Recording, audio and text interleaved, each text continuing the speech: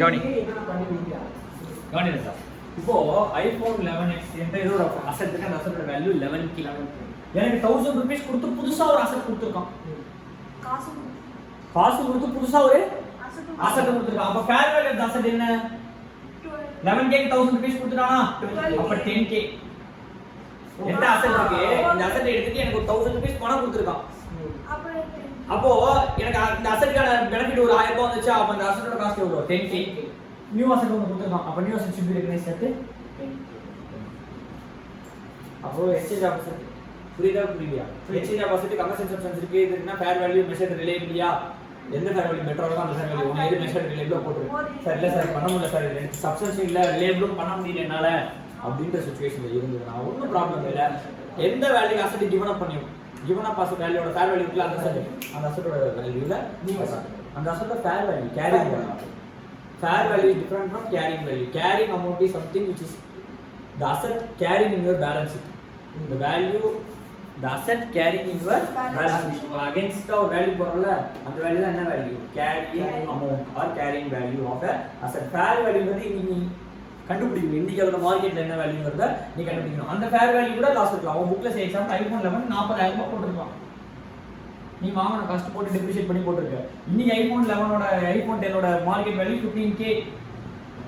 நீ அசெட் கொடுத்தறதுல ஒரு asset 15 XR கொடுத்தற அதோட மார்க்கெட் வேல்யூ எவ்வளவு? 15k. உனக்கு புதுசா ஒரு XR கொடுக்குறான். அதோட ஃபேர் வேல்யூ 18000 ரூபாய். ஓகே. இத விட இது ரிலையபிள். அப்ப இத எவ்வளவு ரெக்கார்ட் பண்ணிரோம்? 80. அப்ப 40 க்கு 80 தான் ரெக்கார்ட் பண்ற. மீதி 22 லாஸ். சோ அப்ப என்ன சார் 40 ரெக்கார்ட் பண்ண 40 இல்ல. இது வந்து கேரிங் அமௌண்ட். இது வந்து fair value of asset received. இது fair value of asset given. இது measured reliability இத போடு. சார் எனக்கு இது கிடைக்கல. கமர்ஷியல் சப்ஸ்டன்ஸ் இல்ல. அப்ப fair value of asset given up. அப்ப என்ன புது வேல்யூ எதுல ரெக்கார்ட் பண்ணிரோம்? 15. பழைய வேல்யூ என்னத்துல இருந்துச்சு? 40. அப்ப 25 பிளஸ். ஓகேவா? இது எக்ஸ்சேஞ்ச். இது 3.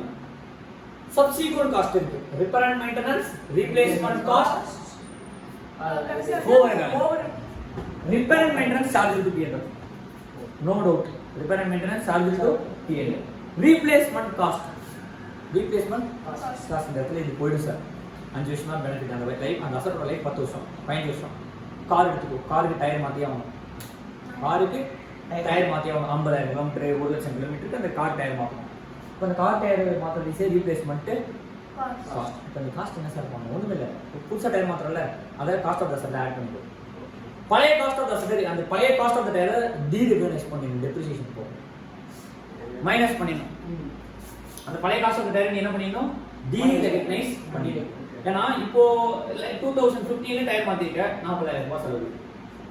2018 டயர் மாத்திர 40000 ரூபாய் செலவு. இந்த 40000 ரூபாய் இப்ப என்ன பண்ணிடலாம்? நீ ஆட் பண்ணிடலாம். இந்த 40000 ரூபாய் ஆல்ரெடி ஆட் பண்ணிருப்பல. அது டெப்ரிசியேஷன் போற அமௌண்ட் இருக்குல அதை நீ என்ன பண்ணிடணும்? மைனஸ் பண்ணிடணும். புரியுதா? பழைய ஆல்ரெடி ஆட் பண்ண காஸ்ட் திருப்பி ஆட் பண்ணிட்டே போக கூடாது. அது தப்பா போய்டும். அப்ப ஆல்ரெடி ஆட் பண்ண 40000 இப்ப டெப்ரிசியேஷன் போய் ஏதோ ஒரு அமௌண்ட் இருக்குல அதை லெஸ் பண்ணிட்டு புதுசா வாங்குன 40000 என்ன பண்ணிடலாம்? ஆட் பண்ணிடலாம். Same way overhauling expense will be treated as replacement cost. ஓவர்ஹாலிங் expense will be treated as replacement. why cost of asset ஆட் பண்றோம் தெரியுமா? இது மெட்டி ஒன் கிரைட்டீரியா. என்ன கிரைட்டீரியா தெரியுமா?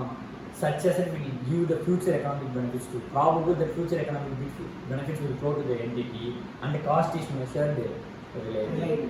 அதனால தான் நம்ம என்னவா பண்றோம்? காஸ்ட் ஆஃப் தி அசெட்ல ஆட் பண்றோம். இது ரீப்ளேஸ்மென்ட் காஸ்ட். கரெக்ட்டா ராஜா? ஏன்னா இப்போ இந்த அசெட்ல ஒரு இடத்துல எக்ஸாம் டயர் இருக்கு. டயர் போயிடுச்சு. உனால அந்த அசெட்ல ஃபியூச்சர் எகனாமிக் பெனிஃபிட்ஸ் வருமா? வராது. அப்ப டயர் நீ என்ன பண்ணி ஆகணும்? ரீப்ளேஸ் பண்ணி இந்த டயர் கட்டிட்டு வேற ஒரு டயர் போடணும். அப்போ ஃபியூச்சர் எகனாமிக் பெனிஃபிட்ஸ் அப்பதான் உங்களுக்கு கிடைக்கும். ரிப்பேர் இஸ் நாட் அப்படி கிடையாது. ரிப்பேர்ங்கிறது நான் ஒயர் விட்டு போச்சு ஒயர் கொடுக்குறது. ஹெட்லைட் ஒயர் கனெக்ஷன் விட்டுறது, காருக்கு ஹெட்லைட் கனெக்ஷன் விட்டு யார் கனெக்ஷன் கொடுக்கறது, பின்னாடி கீழே ஏதோ ஆயில் எக்ஸ்சேஞ்ச் பண்றது, இதெல்லாம் வந்து ரிப்பேர் மெயின்டனன்ஸ். அது எப்படி சார்ஜ் இருக்கு? ஆயில் மாத்துறது வந்து ரீப்ளேஸ்மெண்டா மெயின்டனன்ஸா? Maintenance.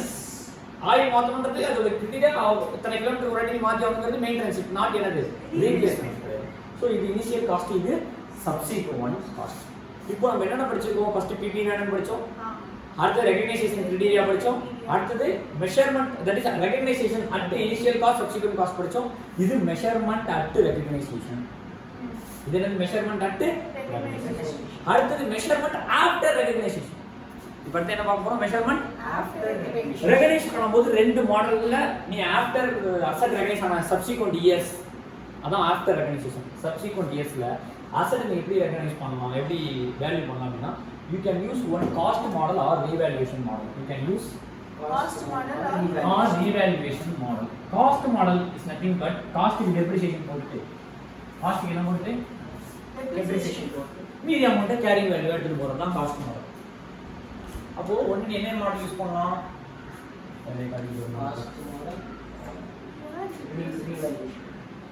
Cost model or revaluation model. இது எப்ப நம்ம பார்க்கறோம்? After recognition. இது என்னது? After recognition. நல்லா கவனி. காஸ்ட் மாடல்ல cost of the asset recognise பண்ணிருக்கோம்ல, cost of the asset less accumulated depreciation less accumulated depreciation less accumulated impairment loss.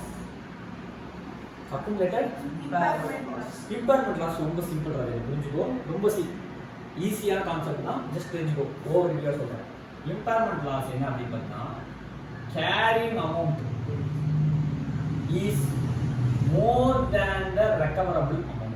carrying amount is more than the recoverable amount. ஒரு அசெட்டுக்கு carrying amount இருக்கும். Balance sheet அதோட value தான் என்ன value? carrying amount.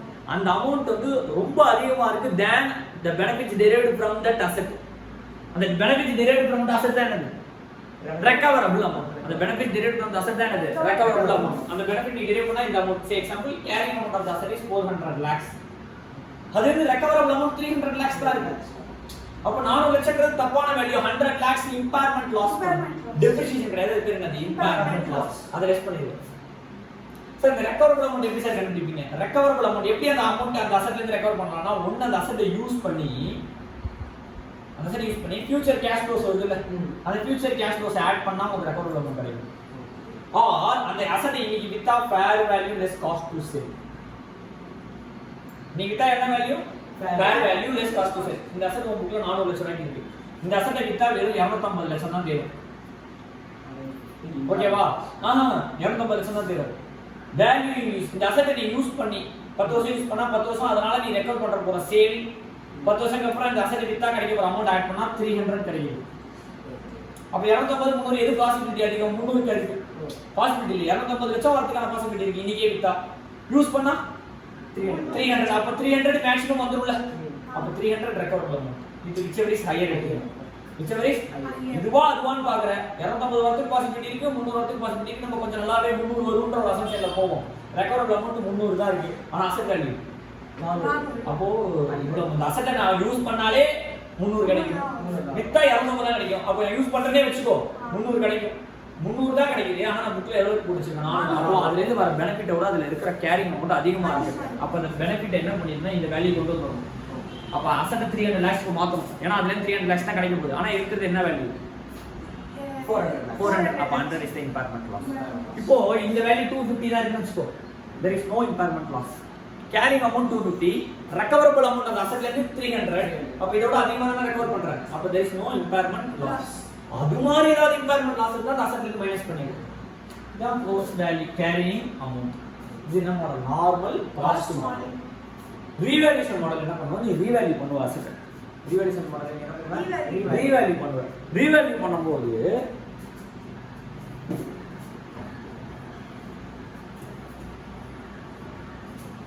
அசெட்டோட value will be recorded into revalued value. இந்த வேல்யூல revalue பண்ண ஒரு வேல்யூல தான் என்ன ஆகும்? அசெட் ரெக்கார்ட் ஆகும். அதுக்கு அப்புறம் சப்சிக்வெண்ட் டெப்ரிசியேஷன் மட்டும் தான் நீ போடுறது. அதுக்கு முன்னாடி ஒரு டெப்ரிசியேஷனா போடக்கூடாது. நீ அசெட் 100 லட்சத்துக்கு வாங்குன, டெப்ரிசியேட் பண்ணி 45 லட்சத்துக்கு வச்சிருக்க. நீ அசெட் 70 லட்சமா மாத்திட்ட, திருப்பி ரீவேல்யூ அப்வர்ட் வேல்யூஷன் பண்ணி எவ்வளவு மாத்திட்ட? 70 lakhs. எக்ஸாம்பிள் 2010 ல நீ 100 lakhs வாங்குற, டெப்ரிசியேட் பண்ணி 40 lakhs வந்துருச்சு 6 வருஷத்துல 2016 ல. 2016 ல 70 lakhs மாத்திட்ட, ரீவேல்யூ பண்ணி அசெட்டோட வேல்யூ என்ன பண்ணிட்ட? இன்கிரீஸ் ரீவேல்யூஷன் பண்ணிட்ட. இன்கிரீஸ் ரீவேல்யூஷன் பண்ணிட்டல, இனிமேல பழைய டெப்ரிசியேஷன்லாம் கனெக்டே வரக்கூடாது. இன்கிரீஸ் ரீவேல்யூஷன் எவ்வளவு பண்ணிருக்க? 70 should be depreciated over the remaining life of the asset.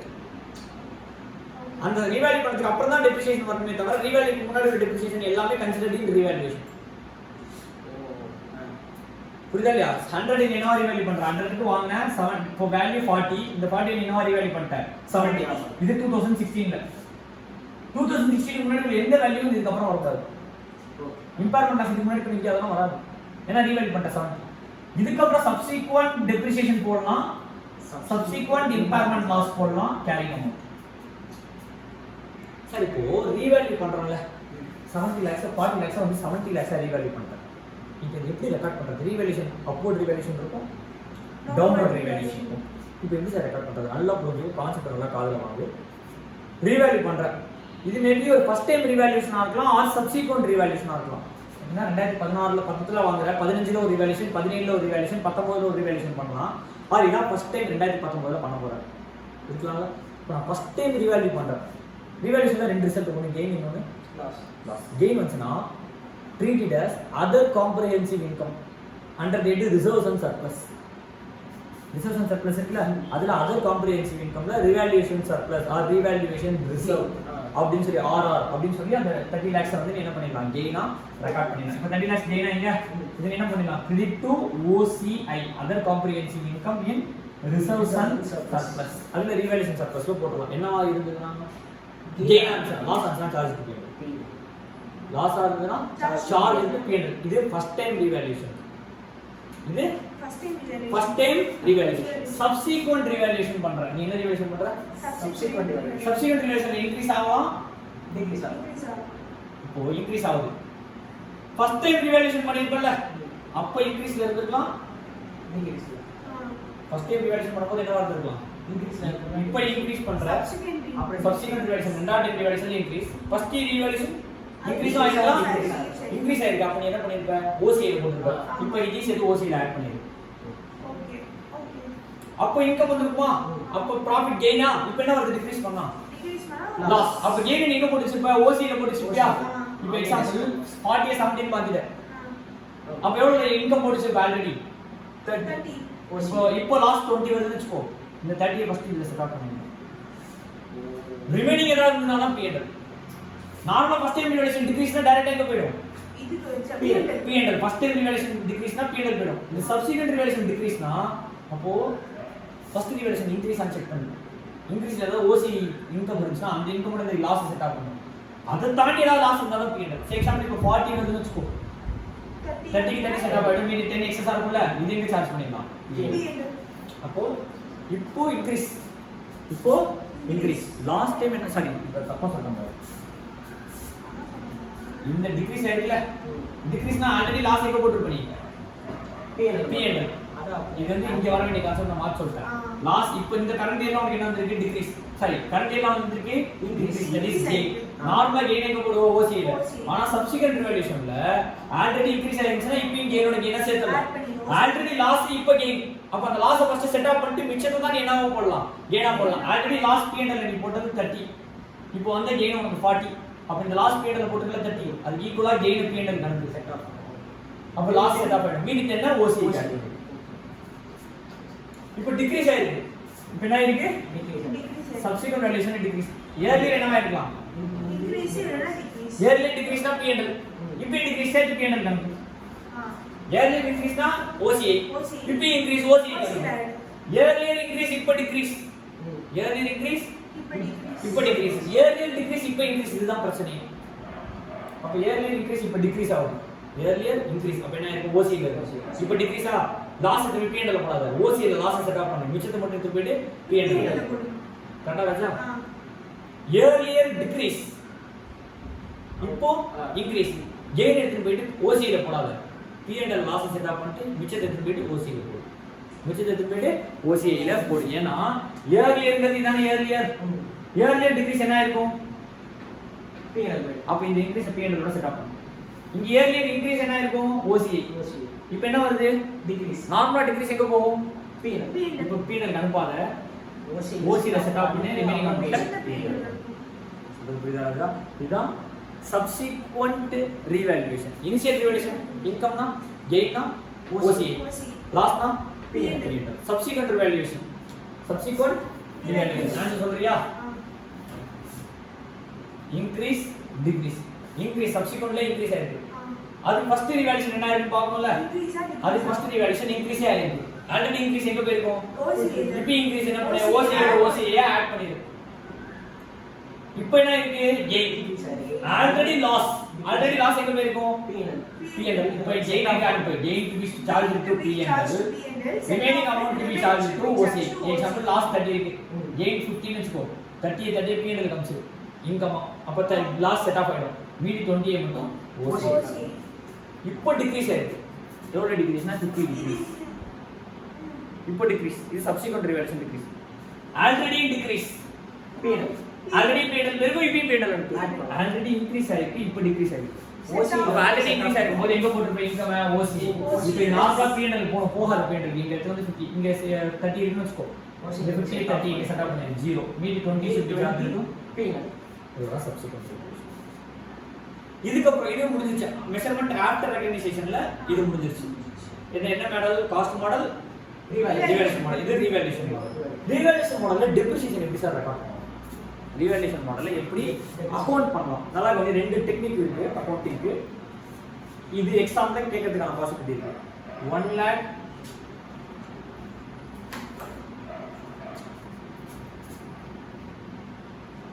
1 lakh asset value accumulated depreciation 55000 அப்ப fair value carrying amount எவ்வளவு 45000 இப்போ asset value carrying amount எவ்வளவு 45 1 lakh cost 55000 ரூபாய் accumulated depreciation செட் ஆப் பண்ணா carrying amount எவ்வளவு 45 இப்போ revaluation amount 65 க்கு போறேன் new revalued amount எவ்வளவு போற 65 க்கு போற எவ்வளவு gain 20000 gain எப்படி சார் ரெக்கார்ட் பண்ணலாம் ஃபர்ஸ்ட் மெத்தட் நல்லா கவனி ஃபர்ஸ்ட் மெத்தட் எப்படி ரெக்கார்ட் பண்றோம் பாரு accumulated depreciation to asset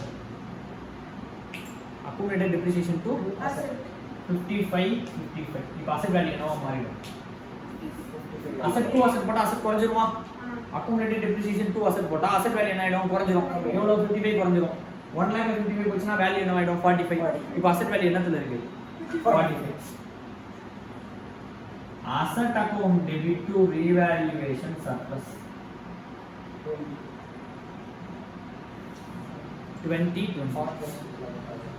அப்ப என்ன பண்ற asset revalue பண்ணிடுறேன் that is asset எவ்வளவு revalue அப்ப ஒரிஜினல் வேல்யூ கொண்டு வந்துற கேரிங் அமௌண்ட்க்கு 645 க்கு கொண்டு வந்துற 55 டெப்ரிசியேட் பண்ணி 45 20 ஆட் பண்ணி என்னவா மாத்திடுற 65 செகண்ட் மெத்தட் asset 1 lakh லயே இருக்கும் asset எவ்வளவு இருக்கணும் 1 lakh எப்படி கண்டுபிடிக்கணும் எவ்வளவு கெயின் 20 k கெயின் இதுல டவுட் இல்ல டிவைடட் பை ஃபேர் வேல்யூ எவ்வளவு 45 that is carrying amount எவ்வளவு 45000 எத்தனை பர்சன்டேஜ் பாரு 25 divided by 40% square 20 divided by 45 44.44% ஒண்ணுமே இல்ல இங்க பாரு 44.44% க்கு accumulated depreciation ஏத்திக்கோ 44.44% க்கு accumulated depreciation ஏத்திக்கோ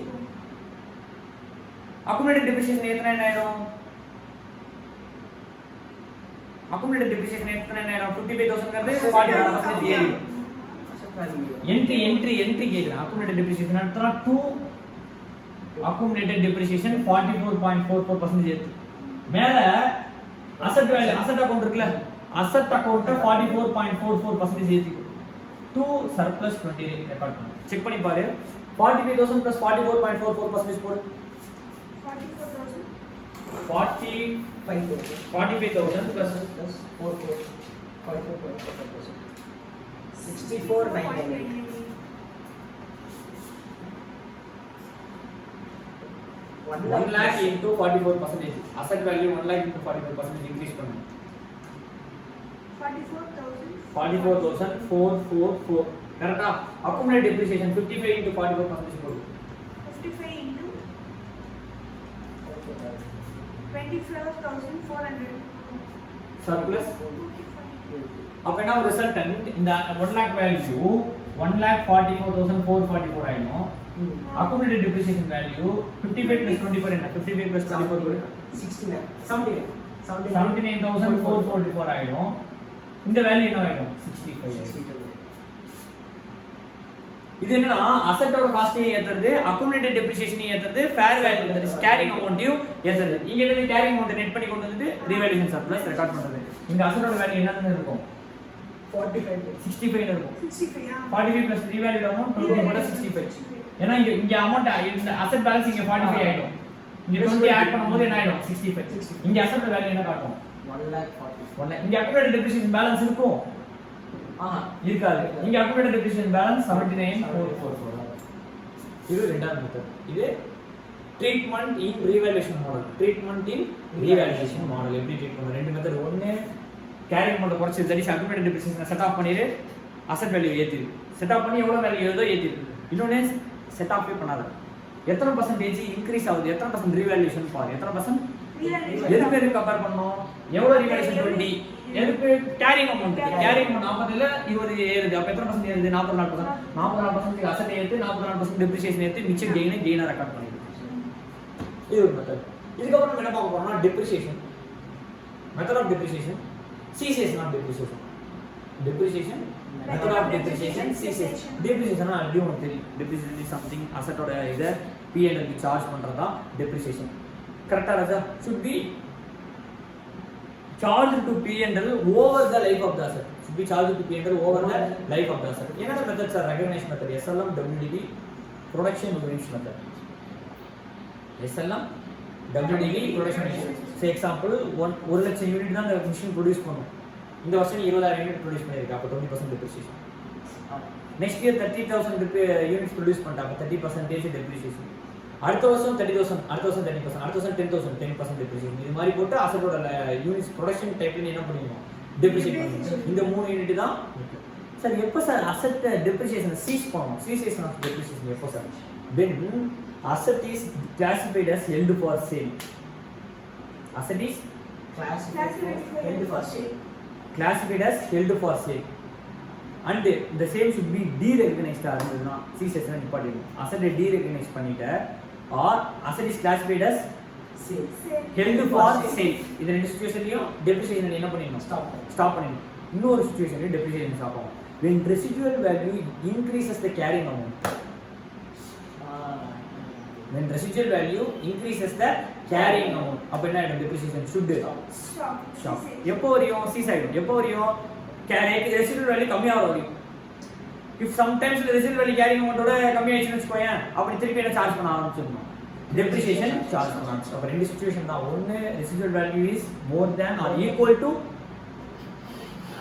carrying amount அப்படினா no depreciation ஏனா cost minus residual value னால 0 ஆயிடுமே 0 க்கு என்ன depreciation போட போறோம் உங்களுக்கு நெகட்டிவ் depreciation எல்லாம் கிடையாது asset is classified as held for sale அது சொல்லிருப்போம் asset is not no active in use னு சொல்லுவோம் asset not active in use அப்போ அதுக்கு வந்து depreciation நிப்பாட்டலாமா depreciation போடணும் not active in use same is classified as held for sale depreciation நிப்பாட்டணும் அது use பண்ணலாம் எனக்கு தெரியல held for sale கிளாசிஃபை பண்ணிட்டியா இல்லையா held for sale அப்படியே நான் விக்கிறதுக்கான ஏற்பாடு பண்ணியாச்சு அந்த அசெட்டை மேனேஜ்மென்ட் வைக்க வேணாம் வித்துக்கலாம்ன்ற முடிவு பண்ணிட்டான் அப்படினா அது என்ன held for sale அந்த கிளாசிஃபிகேஷன் வந்துட்டே இல்லையா வந்துட்டேன் அப்போ depreciation நிப்பாட்டு நீ வித்தங்கிறது தேவையே கிடையாது கிளாசிஃபை பண்ணாலே நிப்பாட்டு ஆர் இந்த asset is derecognized அந்த asset is அப்படினா என்ன சொல்றேன் அந்த asset is derecognized recognition என்ன புக்ல போடுறது derecognization என்ன புக் கொடுத்து போடுறது அப்ப when asset is derecognized the depreciation should be stopped okay இதான் cessation of depreciation அடுத்தது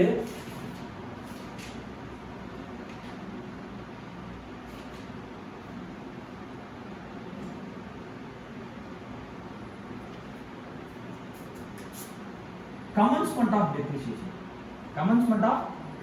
எப்ப சார் depreciation commence பண்ணுவோம் the date that the asset is put to use கிடையாது made for use ready to use in its present or intended location and intended condition as decided by the management எந்த கண்டிஷன்ல எந்த லொகேஷன்ல அந்த asset வேணும்னு நினைச்சானோ அந்த அசெட்டுக்கு வந்துருச்சுனா the depreciation should commence disposal method derecognition is nothing but asset எப்போ derecognize ஆகும் at the time of disposal of asset the asset should be derecognized book கொடுத்துக்கணும் or when there is no future economic benefit will flow to the entity அப்படினா the same should be derecognized and there is no future economic benefit will flow to the entity na ஏனா future economic benefit இருந்ததனால தான் recognise பண்ணேன் அது இல்லனா அது என்ன பண்ணிரணும் derecognize பண்ணனும் வாங்கும்போது தான் ரெகக்னைஸ் பண்ணேன் அப்ப same at the time of disposal அது என்ன பண்ணிரணும் derecognize பண்ணனும் அப்ப depreciation எப்ப சீஸ் பண்ணனும் இந்த மாதிரி derecognition or it is classified as held for sale அந்த ரெண்டு சிச்சுவேஷன்ல நீ என்னது நிப்பாட்டிக்கணும் depreciation ஸ்டாப் பண்ணு இவ்வளவுதான் ஏஎஸ் 10. அப்போ நீ என்னென்ன படிப்ப அட் காஸ்ட் பாப்ப மெஷர்மெண்ட் ஃபர்ஸ்ட் எப்போ பிபினா என்னன்னு பாப்ப பிபி எப்போ ரெகனைஸ் பண்ணணும் அப்போ initial cost subsequent cost that is measurement at recognition எப்படி பண்ணணும் மெஷர்மெண்ட் ஆஃப்டர் ரெகனைசேஷன் எப்படி பண்ணணும் அது டெப்ரிசியேஷன் கான்செப்ட்ஸ் டெப்ரிசியேஷன் கான்செப்ட்ஸ் உனக்கு தெரியுன்றதுனால அதுக்குள்ள டெப்தா போல ஓகே டெப்ரிசியேஷன்ங்கிறது ஆக்சுவலி எஸ்எல்எம் டபிள்யூடிபி அசிஎம் மெத்தட் தான் அதில் எக்ஸஸாக நீ புதுசாக அப்படி பண்ணால் எப்போ கமெண்ட்ஸ் ஆகிறது எப்போ சீசேஷன் ஆகும் when residual value exceeds the carrying amount of depreciation when the asset is held for sale or derecognition அப்போ நீ depreciation நிப்பாட்டணும் derecognition என்ன asset is disposed or no future economic benefit will flow to the entity அப்போ நான் என்ன பண்ணணும் depreciation நிப்பாட்டிடுவேன் இதான் cessation of depreciation என்ன method SLM WDB இதெல்லாம் புரியுதா ராஜா